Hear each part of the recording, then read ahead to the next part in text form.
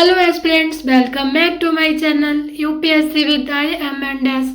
जैसा कि हमने जो पीसीएस के यूपी पीसीएस के एग्ज़ाम पेपर हैं उनकी एक सीरीज स्टार्ट की है, तो हमने उसमें 2010 का एक पेपर कर लिया है और आज हम 2011 का पेपर देखेंगे। तो चलिए स्टार्ट करते हैं। पहला क्वेश्चन है, सामान्य विज्ञान से संबंधित है, तो पहला देखते हैं। पहला है, इसमें सही सुमेलित पूछ रहा था, तो इसमें से एक युग्म सुमेलित है तो जिंक फॉस्फाइड सही सुमेलित है, चूहे का विष इससे ही संबंधित है और सारे गलत दिए थे। सिल्वर आयोडाइड हमने लास्ट लेक्चर में भी देखा था, कृत्रिम वर्षा से संबंधित है, तो सिल्वर आयोडाइड कृत्रिम वर्षा। सिल्वर क्लोराइड, तो सिल्वर आयोडाइड कृत्रिम वर्षा याद रखना। सिल्वर क्लोराइड जो है वो फोटोक्रोमैटिक कांच में बनाने में प्रयुक्त होता है, तो इसको भी याद रखना है। दूसरा देखते हैं, तो कौन प्रकाश संश्लेषण प्रक्रिया के लिए आवश्यक है, तो CO2 है, याद रखना है। पौधों के लिए प्राणदायिनी गैस है, तो CO2 प्रकाश संश्लेषण के लिए आवश्यक होती है। O2 तो हम प्राप्त करते हैं, CO2 प्रयुक्त होती है, तो इसको याद रखना है। तीसरा क्वेश्चन है कि मैच ऑफ द फॉलोइंग पूछा था, मॉर्फिन, सोडियम, बोरिक अम्ल और जर्मन सिल्वर, तो याद रखना है मॉर्फिन। इसमें डी ऑप्शन सही है। मॉर्फिन एनाल्जेसिक से संबंधित है, दर्द निवारक के रूप में प्रयुक्त होता है। सोडियम केरोसिन तेल में प्रयुक्त होता है, जो मिट्टी का तेल है, बहुत बार पूछा गया है सोडियम केरोसिन तेल। बोरिक अम्ल याद रखना है, एंटीसेप्टिक। और जर्मन सिल्वर मिश्र धातु है एक प्रकार की। बोरिक अम्ल का याद रखना है, ये खाद्य पदार्थों के परिरक्षण में भी प्रयुक्त होता है। तो स्कर्वी रोग के इलाज में उपयोगी है, तो आंवला बहुत बार पूछा गया है। विटामिन सी का महत्वपूर्ण स्रोत क्या है, स्कर्वी रोग के इलाज के लिए उपयोगी, तो आंवला हमें याद रखना है। स्कर्वी रोग विटामिन सी की कमी से होता है, इसको भी याद रखना है ये। और छठा क्वेश्चन देखते हैं, गोल्डन धान सर्वाधिक मात्रा में होती है, तो विटामिन ए में गोल्डन धान की सर्वाधिक मात्रा होती है। मनुष्य के अंगों में से कौन एक हानिकारक विकिरणों में सर्वाधिक सुप्रभावी है, तो आंख, आई सबसे ज्यादा पराबैंगनी किरणों से प्रभावित होती है। अंटार्कटिका में तीसरे भारतीय शोध केंद्र की आधारशिला भारतीय नाम से रखी गई है, तो भारतीय याद रखना है। तो पुराना क्वेश्चन पर एक दो बार पूछ लिया गया है अभी भी, तो हमें याद रखना है। नवा क्वेश्चन देखते हैं, इसमें गलत देखना था, तो डी ऑप्शन गलत था। परकिंस पेनिसिलिन से स्कॉटिश संबंधित है, ना कि परकिंस, तो इसको याद रखना है। और जेम्स वॉट याद रखना है, बाप इंजन से ही संबंधित है। AG बेल टेलीफोन से और वेयर टेलीविजन से, तो इसको भी याद रखना है हमें। 10वां क्वेश्चन देखते हैं, किसी व्यक्ति का पूरा प्रतिबिंब देखने के लिए समतल दर्पण की न्यूनतम ऊंचाई होती है, तो व्यक्ति की ऊंचाई की आधी होती है समतल दर्पण में पूरा प्रतिबिंब देखने के लिए। वायु भरे गुब्बारे में हीलियम को हाइड्रोजन की अपेक्षा वरीयता दी जाती है, क्यों दी जाती है? वायु के साथ विस्फोटक मिश्रण नहीं बनाता है, तो हीलियम को इसलिए वरीयता दी जाती है। हाइड्रोजन एक ज्वलनशील गैस है, लेकिन हीलियम एक अक्रिय और अज्वलनशील गैस है, तो इसको याद रखना है। निम्नलिखित में से किसका निर्माण हमारे शरीर में नहीं होता है, तो विटामिन ए हमारे शरीर में नहीं इसका निर्माण होता है। विटामिन ए और विटामिन के का संश्लेषण हमारे शरीर में होता है, तो इसको भी याद रखना है। विटामिन डी और विटामिन के का संश्लेषण हमारे शरीर में होता है। विटामिन शब्द की खोज किसने की है, तो फंक ने की है, इसको भी याद रखना है। तो कौन सा सूचना प्रौद्योगिकी की शब्दावली का भाग है, प्रोटोकॉल, आर्ची, लॉगिन, ये सभी हैं, लेकिन अब पूछता नहीं है ऐसे क्वेश्चन, तो इसको याद रखना है कि आविष्कारक और संस्थापक पूछा गया है, तो इसमें WWW का आविष्कारक और संस्थापक पूछा गया था, तो इसमें ए ऑप्शन सही था। टीम 1 रूस थे, ये सही ऑप्शन है, तो वर्ल्ड वाइड वेब के। अभी फिर से कंप्यूटर के क्वेश्चन पूछे जाने लगे हैं, लास्ट ईयर पूछा है, आरओ के एग्जाम में भी पूछा है, तो एक बार हम कंप्यूटर की भी क्लास एक बना लेंगे और आप एक क्लास में ही कंप्लीट हो जाएगा। ज़्यादा डीपली तो नहीं पूछता है, तो पर जो भी बेसिक कंप्यूटर का नॉलेज है वो हम कर लेंगे। यदि कोई व्यक्ति हरी सब्जियां खाना बंद कर दे तो उसे रतौंधी हो जाएगी, उसे विटामिन ए की कमी हो जाएगी, तो इसमें बी ऑप्शन सही था। दोनों ऑप्शन सही है लेकिन व्याख्या सही नहीं कर रहा है। तो एनोस्नोमिया या अग्राह्यता का गंध अग्राह्यता में मनुष्य की सूंघने की शक्ति का नाश हो जाता है। तो इसको याद रखना है, एनोसेमिया कहते हैं। तो बी ऑप्शन सही था, ग्रहण संवेदना की कमी को, तो सूंघने की शक्ति नष्ट हो जाती है। आंख में रेटिना की परंपरागत कैमरा के निम्नलिखित में से किस भाग के से तुलना की जा सकती है? तो ए, तो इसमें फिल्म सही ऑप्शन था। एड्स होता है तो एक विषाणु जनित रोग है, सबको याद है, वायरस जनित रोग है, और यह रोग HIV नामक विषाणु से होता है, इसे भी याद रखना है। मच्छरों के नियंत्रण हेतु प्रयुक्त होने वाले कीटभक्षी मछली है, तो गैम्बूसिया है, याद रखना। मच्छरों के नियंत्रण हेतु कीटभक्षी मछली, तो गैम्बूसिया सही है, सी ऑप्शन सही था। निम्नलिखित में से कौन मानव गुर्दे का सामान्य कार्य नहीं है? तो बी ऑप्शन सही है, रक्त में शर्करा की मात्रा का नियंत्रण। ये ऑप्शन सही नहीं था और सारे सही है। जल की मात्रा, ये रक्त में जल की मात्रा का नियंत्रण करता है किडनी, और यूरिया को छानकर बाहर करता है, कई हार्मोनों का स्रवण करता है, तो सारा सही था। इसके एक्सप्रेशन देखते हैं। इंसुलिन अग्न्याशय का एक भाग लैंगरहैंस की दीपिका के द्वारा स्रावित एक प्रकार का हार्मोन है जो रक्त में शर्करा की मात्रा को नियंत्रित करता है। इसकी खोज वेटिंग एंड वेस्ट ने 1921 में की थी। तो हमें याद रखना है रक्त में शर्करा की मात्रा पर नियंत्रण, तो ये ऑप्शन गलत था, ये कार्य नहीं है किडनी का, और 3 ऑप्शन सही है। किस शारीरिक प्रक्रिया में थ्रोम्बिन का संबंध है? तो बी ऑप्शन सही था, रक्त जमाव। ये अभी भी 2021 से 22 के क्वेश्चन में भी पूछा गया था। तो याद रखना है शारीरिक प्रक्रिया में थ्रोम्बिन का संबंध, तो रक्त जमाव सही था इसमें ऑप्शन। रुधिर में फाइब्रोजिन और प्रोथ्रोम्बिन नामक 2 प्रोटीन पाए जाते हैं, तो इन दोनों का नाम याद रखना है, फाइब्रोजिन और प्रोथ्रोम्बिन, जिनका निर्माण यकृत में होता है। तो ये भी याद रखना है, यकृत भी इनका निर्माण होता है। ये रुधिर को जमने में सहायता करते हैं, तो इसको याद रखना है। एंटी प्रोथ्रोम्बिन या हिपैसी प्रोथ्रोम्बिन को निष्क्रिय बनाए रखता है, तो ये भी याद रखना है। इंडियन गैस एक मिश्रण है, तो इसमें ब्यूटेन और प्रोपेन का है। जो LPG द्रवित petroleum gas LPG propane, butane और आइसोब्यूटेन जैसे हाइड्रोकार्बनों का मिश्रण है एवं घरों में रसोई गैस के रूप में प्रयुक्त होता है, तो इसको याद रखना है। BMD परीक्षण किया जाता है तो पहचान करने के लिए, ऑस्टियोपोरोसिस की पहचान करने के लिए BMD परीक्षण का प्रयोग किया जाता है। तो इसमें एक जो 24 देखते हैं, एमनियोसेंटोसिस का एक तरीका है जो बताता है भ्रूण के लिंग का, तो ये भ्रूण के लिंग से संबंधित है, याद रखना है, एमनियोसेंटोसिस। 25 देखते हैं, नाभिकीय रिएक्टर में निम्नलिखित में से किसे मंदक के रूप में प्रयुक्त किया जाता है? तो ग्रेफाइट को मंदक के रूप में प्रयोग किया जाता है नाभिकीय रिएक्टर में, तो उसको याद रखना है। ब्लैक होल के सिद्धांत को प्रतिपादित किया चंद्रशेखर, सबको याद होगा ये। वाहनों में पृष्ठ दृष्टि दर्पण के रूप में किस दर्पण को प्रयोग में लाया जाता है? तो इसमें बी ऑप्शन सही था। वाहनों में पृष्ठ दृष्टि दर्पण के रूप में उत्तल लेंस को प्रयोग में लाया जाता है, तो याद रखना है।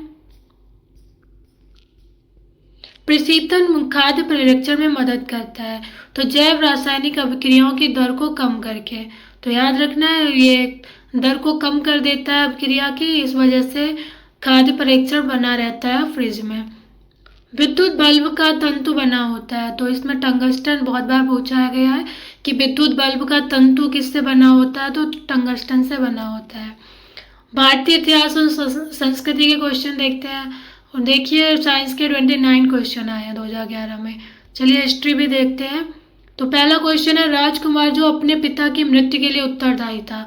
तो अजातशत्रु अपने पिता की मृत्यु के लिए उत्तरदायी था, याद रखना है। गौतम बुद्ध का महापरिनिर्वाण जिस राज्य में हुआ है वह है मल्ल, तो मल्ल राज्य में बुद्ध का महापरिनिर्वाण हुआ है। और मल्ल क्या है? तो कुशीनगर, तो कुशीनगर और मल्ल दोनों को याद रखना है गौतम बुद्ध के महापरिनिर्वाण से। तो इसको याद रखना है। बुद्ध ने सर्वाधिक उपदेश दिए थे, तो श्रावस्ती में बुद्ध ने सर्वाधिक उपदेश दिए। गुप्त वंश की स्थापना किसने की है? तो श्री गुप्त ने की है। इसने महाराजा धीराज की उपाधि ग्रहण की थी। ये भी पूछता है तो चंद्रगुप्त प्रथम ने की थी, तो इसको याद रखना है। इन्होंने सबसे पहले सिक्के भी जारी करवाए थे गुप्त काल में, तो इसको भी याद रखना है। लेकिन संस्थापक कौन थे? तो श्रीगुप्त थे, इसको याद रखना है। महावास्य के लेखक पतंजलि समसामयिक थे, तो सी ऑप्शन सही है। पुष्यमित्र शुंग के समकालीन थे महाभाष्य के लेखक पतंजलि। निम्नलिखित कथनों पर विचार कीजिए और नीचे दिए गए कोर्स से सही उत्तर चुनिए।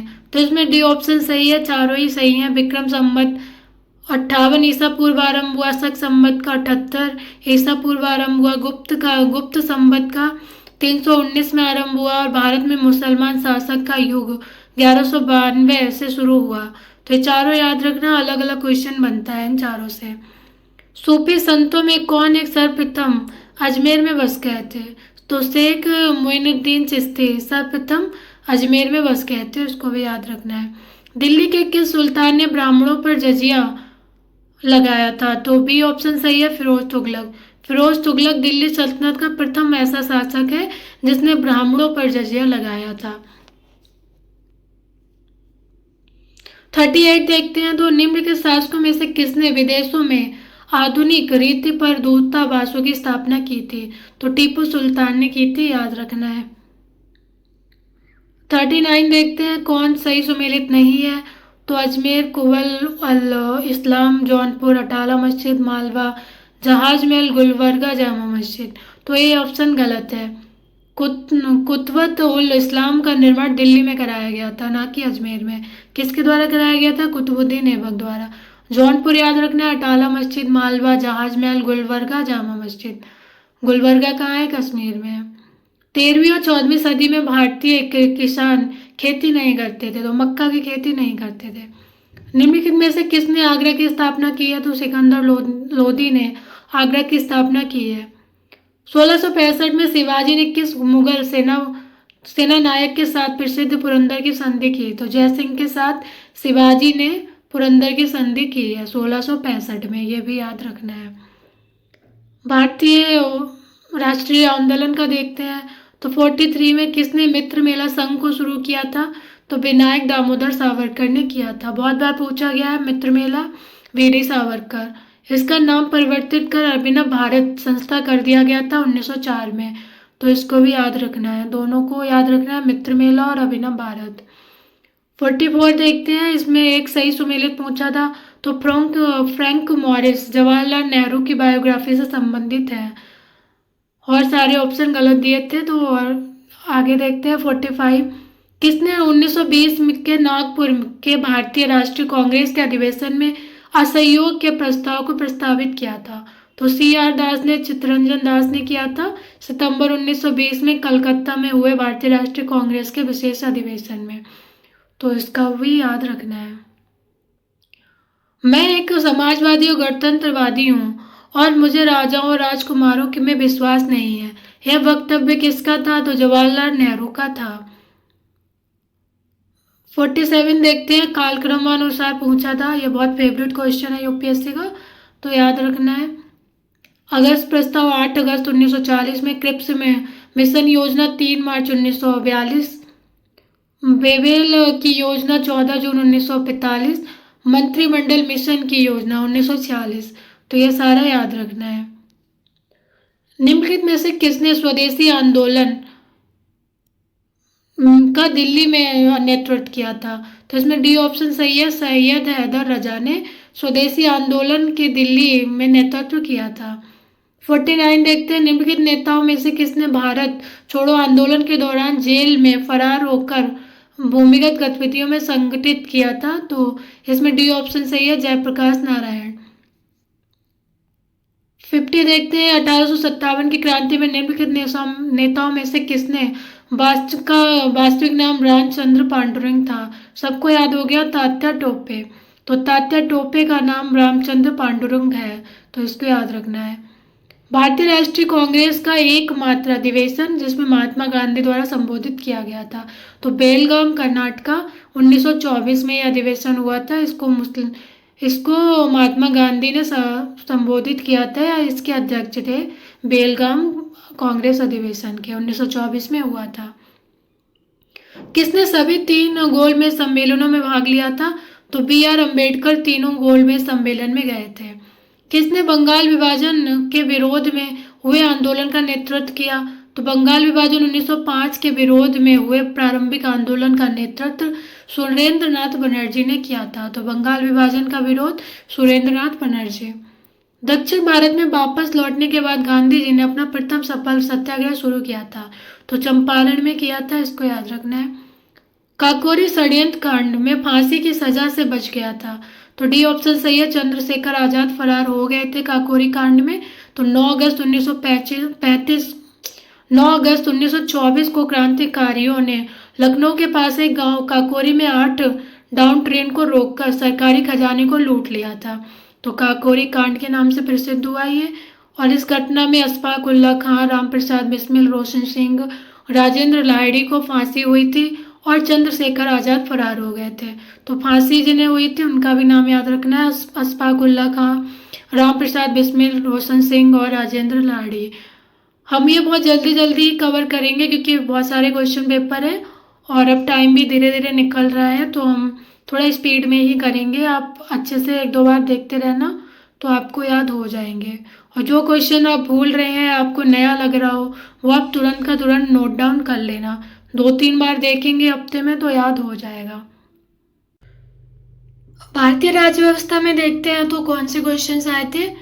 निम्नलिखित में से किस राज्य ने संस्कृत भाषा को राज्य की द्वितीय राजभाषा का दर्जा प्रदान किया है, तो उत्तराखंड ने दिया है राज्य संस्कृत भाषा को राज्य में द्वितीय राजभाषा का दर्जा, तो इसको याद रखना है। भारतीय संविधान के निम्नलिखित में से किस अनुच्छेद के अंतर्गत विधानसभा को विधान परिषद का सृजन करने का प्रस्ताव पास करने की इजाजत मिलती है, तो 169 169 संविधान में आर्टिकल में, इसको याद रखना, बहुत बार पूछा गया है। तो आगे देखते हैं, निम्नलिखित में से किसे संसद को संबोधित करने का अधिकार प्राप्त है, तो भारत के महान्यायविद को संसद को संबोधित करने का अधिकार प्राप्त है, लेकिन ये मत नहीं दे सकता, इसको याद रखना। आगे के जब हम पेपर सॉल्व करेंगे उसमें स्टेटमेंट भी आया हुआ है।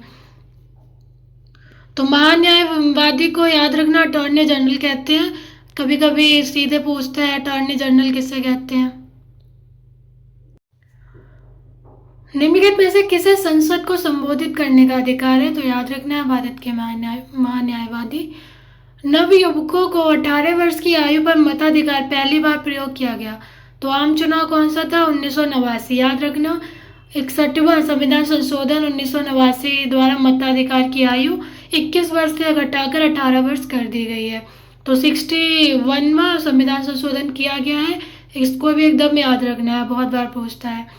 भारत की संसद के संबंध में निम्नलिखित में से कौन सा कथन सही नहीं है, तो सी ऑप्शन गलत है। मंत्रिमंडल की सदस्यता निम्न सदन तक सीमित है, ऐसा नहीं है, दोनों सदन से सदस्य चुने जाते हैं, राज्यसभा से भी और लोकसभा से भी। अर्थव्यवस्था की देखते हैं तो यह सारा करेंट का था, इसलिए हम छोड़ रहे हैं। सात पत्र दिया जाता है, तो याद रखना है, एक आयातकर्ता को दिया जाता है, इंपोर्टर को दिया जाता है। निम्नलिखित में से माल के आयात हेतु विदेशी विनिमय की स्वीकृति देता है, तो आरबीआई देता है, इसको याद रख सकते हैं। आयात की प्रक्रिया आरंभ होती है, तो इंडेंट से आरंभ होती है, तो इसको भी याद रख सकते हैं। एग्रीकल्चर का देखते हैं, तो भारत में चीनी का सबसे बड़ा उत्पादक तो उत्तर प्रदेश है, अभी भी है, तो याद रखना। फसलें जायद मुख्यतः सिंचित क्षेत्रों में उगाई जाती हैं, तो मूंग और उड़द की दाल है जो जायद फसल है और सिंचित क्षेत्रों में ही उगाई जाती है, तो इसको याद रखना है। सेंसस के क्वेश्चन अभी रिलेवेंट नहीं है ये वाले, हम आगे सेंसस कंप्लीट कर लेंगे अच्छे से। 2011 की जनगणना के अंतिम आंकड़ों के अनुसार भारत में न्यूनतम यौन अनुपात पाया जाता है, तो दमन एवं दीव में पाया जाता है 2011 की जनगणना के अनुसार। इसमें केरल का नाम नहीं था, इसलिए दमन और दीव सही था। वैसे केरल में सबसे ज़्यादा है। 2011 की जनगणना के अंतिम आंकड़ों के अनुसार भारत का द्वितीय सर्वाधिक जनसंख्या वाला राज्य है। तो सी ऑप्शन सही है, महाराष्ट्र। सबसे बड़ा उत्तर प्रदेश है, फिर महाराष्ट्र है और फिर बिहार है। तो इन तीनों का क्रम याद रखना है। उसके बाद पश्चिम बंगाल है, 4 को भी याद रख सकते हैं। 2011 की जनगणना के अंतिम आंकड़ों के आधार पर उत्तर प्रदेश के निम्नलिखित में से किस जिले में साक्षरता दर उच्चतम है? तो गाजियाबाद में साक्षरता दर 85% है, गौतम बुद्ध नगर में 82 है, कानपुर नगर में 81 है। तो 3 को तो याद रखना ही है, गाजियाबाद, गौतम बुद्ध नगर और कानपुर नगर। ज्योग्राफी के क्वेश्चंस देखते हैं, बहुत ध्यान से देखना, खूब रिपीट होता है। तो अम्ल वर्षा से निम्नलिखित देशों में से कौन क्षतिग्रस्त होते हैं? तो 1 और 3 सही था, कनाडा और नॉर्वे अम्ल वर्षा से क्षतिग्रस्त होते हैं। तो दोनों का नाम याद रखना है, कनाडा और नॉर्वे। कूलगार्डी ऑस्ट्रेलिया के जिस प्रांत में स्थित है वह है? तो वेस्टर्न, पश्चिमी ऑस्ट्रेलिया में स्थित है। तो कूलगार्डी और कोलगार्डी ये दोनों सोने की खान यहाँ पे मिलती है। तो पूछता है, याद रखना है, पश्चिमी ऑस्ट्रेलिया में है। मैच ऑफ द फॉलोइंग देखते हैं। तो सुपीरियर के तट पर डुलूथ नगर बसा है। तो इसमें डी ऑप्शन सही था। एरी के तट पर डेट्रॉइट है और मिशिगन के तट पर बैरी है और ओंटारियो के तट पर हैमिल्टन और सुपीरियर के डुलूथ है। एकदम रट लेना है, अच्छे बहुत बार पूछा गया है इसको। Erie, Detroit, Michigan, Gary, Ontario, Hamilton और सुपीरियर डुलूथ। विश्व के 1/3 से अधिक कच्चा इस उत्पादन प्राप्त होता है। तो चीन से प्राप्त होता है 1/3 से अधिक कच्चा इस्पात। 88 देखते हैं। तो इसमें भी मैच ऑफ द फॉलोइंग था। हैमिल्टन कनाडा में लौ इस्पात केंद्र है, बर्मिंघम यूनाइटेड किंगडम यूके में, ईस्टर्न जर्मनी में, अनसान और चीन में है। एकदम रट लेना है, सीधा पूछता है लौ इस्पात केंद्र है, कोयला इस्पात केंद्र है, तो आपको याद रखना है हॉल लौह इस्पात केंद्र है ये चारों। कहाँ कहाँ है इनकी लोकेशन भी याद रखनी है। Hamilton Canada, Birmingham United Kingdom, Eastern Germany, Anshan चीन में। दुग्ध उत्पादन में अग्रणी, ये अभी के लिए रिलेवेंट नहीं है इतना। फर्स्ट में याद रख सकते हैं, उत्तर प्रदेश, भारत ही अभी है, स्टेट में उत्तर प्रदेश ही है। सन सिटी अवस्थित है। तो सन सिटी दक्षिण अफ्रीका में है, याद रखना है, सन सिटी दक्षिण अफ्रीका में उत्तर पश्चिम में है। मसालों का बागान तो केरल को कहते हैं, राष्ट्रीय राजधानी प्रदेश में अवस्थित है। तो कौन कौन अवस्थित है? खुर्जा, करनाल और रोहतक अवस्थित है, अंबाला नहीं है। तो अंबाला को याद रख सकते हैं, अंबाला नहीं है एनसीआर में, खुर्जा, करनाल और रोहतक है। भारत में कोयले के 2 सबसे बड़े उत्पादक छत्तीसगढ़, उड़ीसा। इनका क्रम बदलता रहता है, हम लेटेस्ट डाटा में देख लेंगे। पेरियार पेरियार अभ्यारण्य प्रसिद्ध है तो जंगली हाथियों के लिए। पेरियार कहाँ है? तो पेरियार केरल में है, जंगली हाथियों के लिए प्रसिद्ध है। महाराष्ट्र में नहीं स्थित है। तो महाराष्ट्र में मांडव पहाड़ियाँ स्थित नहीं है। मांडव पहाड़ियाँ कहाँ स्थित है? तो गुजरात में है। बालाघाट, हरिश्चंद्र, सतमाला पहाड़ियाँ महाराष्ट्र में स्थित हैं। मांडव पहाड़ियाँ नहीं है। तो मांडव पहाड़ियाँ कहाँ है? गुजरात में। कौन सही सुमेलित नहीं है? तो बी ऑप्शन गलत है, नागापट्टिनम तमिलनाडु में है, ना कि आंध्र प्रदेश में। कोयली गुजरात में है, नुमालीगढ़ असम में है, मनाली तमिलनाडु में है। तो इन तीनों को भी याद रखना है। नागपट्टिनम भी तमिलनाडु में है, ये भी याद रखना है। कौन गुजरात का बंदरगाह कस्बा नहीं है? तो जामनगर नहीं है और सारे बंदरगाह का टॉन एरिया है, पोरबंदर, ओखा और वेरावल। जामनगर नहीं है। ये सारा करेंट अफेयर्स है, ये अभी के लिए रिलेवेंट नहीं है, तो हम छोड़ देते हैं। ये आप सी सेट के लिए खुद से सॉल्व कर सकते हैं, अगर मैं करूँगी तो बहुत लंबा हो जाएगा वीडियो, तो आप एक बार स्क्रीनशॉट लेके सॉल्व करके देख सकते हैं, इनको सी सेट में काम आ जाता है।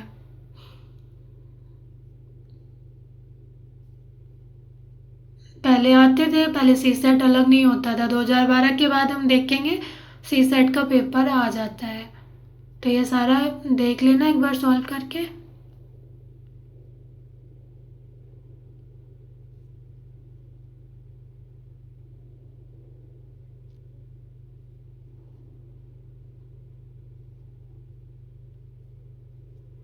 ये सारा उस टाइम खेल कूद से बहुत ज़्यादा आते थे, अब तो 4-5 भी मुश्किल से आते हैं।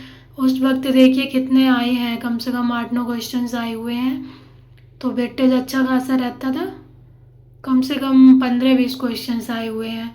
तो अब थोड़ा कम आता है, इसलिए ज़्यादा भी टाइम हमें नहीं दे रहा है करेंट अफेयर्स में, इम्पोर्टेंट ही खेल को देखते हुए चलेंगे।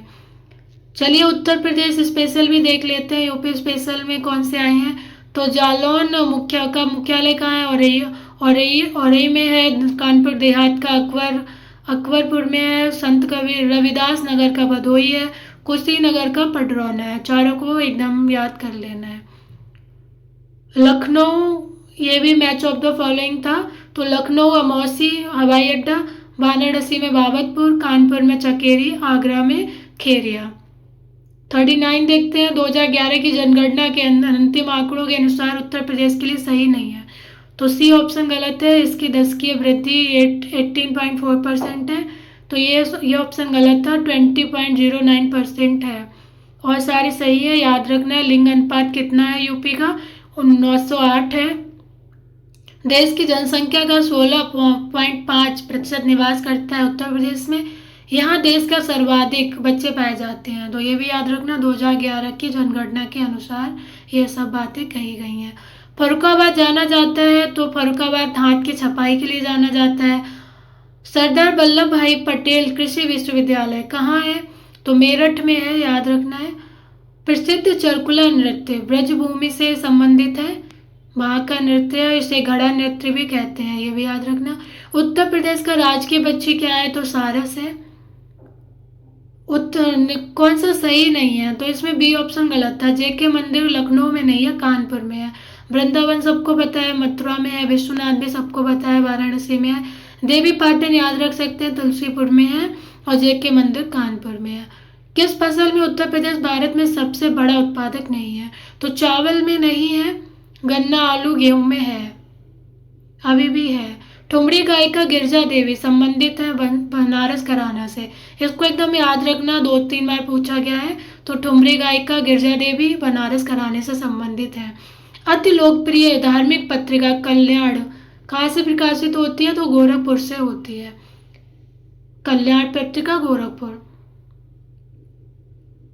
ये भी याद रख सकते हैं। पंडित दुर्गालाल नृत्य से संबंधित है। लाल गुडी, भाग्येंद्र बाल मुरली कृष्णन कंठ संगीत, अमृता शेरगिल चित्रकला।